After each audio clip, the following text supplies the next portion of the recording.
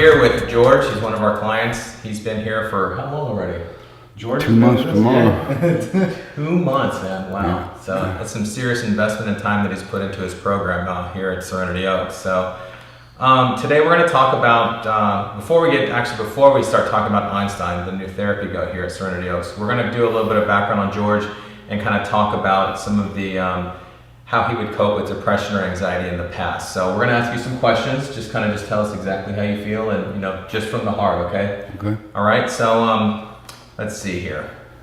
All right. So before you came to treatment here, did you ever have any challenges with depression or anxiety in the past? A lot of years, yeah. Okay. So how did you cope or manage with these symptoms? Kind of just give us a little bit of a background on how you used to cope and manage these symptoms. I'd use drugs and alcohol. I'd get drunk, or I'd go pick up pills, whatever. So what was depression like for you? Like when you got depressed, how was that like for you?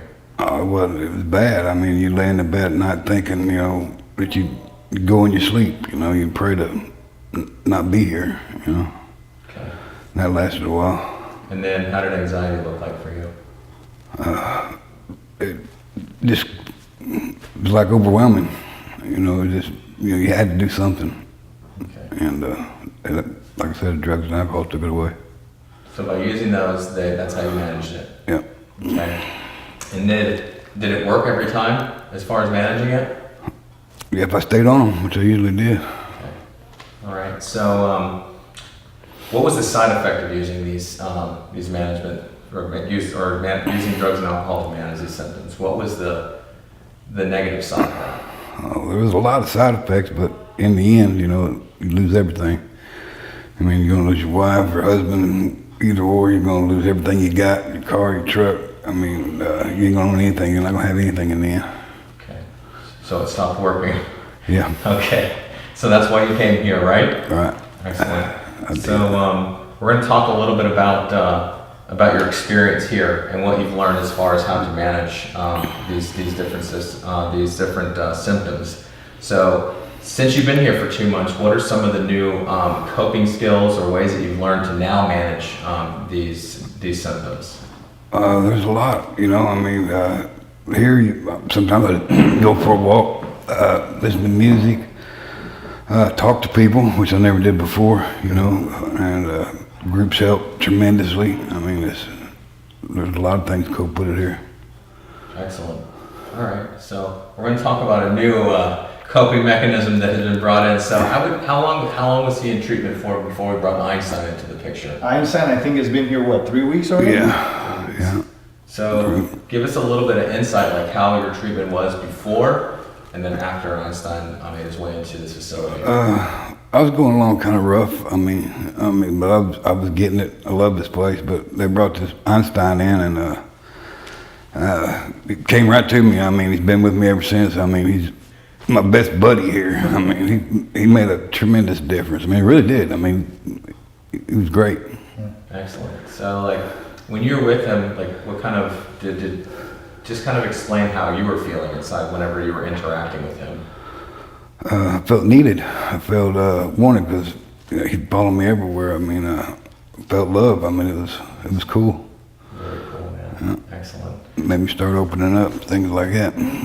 Awesome. That's the whole point, right? That's it, man. So this question is for Eddie. Eddie is George's therapist. That's right. And how would you say would be can you give us some insight on his therapeutic progress from day one to today? Well, I mean, just from the very beginning, I mean, George's first line to me was, "Man, this place is too nice, Eddie. I don't think you guys are going to be able to get me out of here." And 2 months after, here we are. I mean, but he has put so much work in.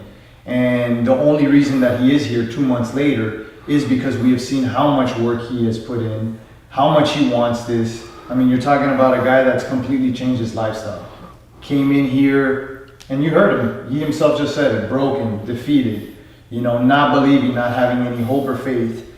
And I mean, at this point, to just see him in the way that he interacts, not only with our community, our staff, but Einstein, the GOAT that is just revitalized him in a sense. Right. you know, I'm almost hopeful that a television show is going to pick them up. You know, and we can start a reality TV with them. Yeah. But no, the reality is, in all seriousness, I mean, he's put in so much into this process.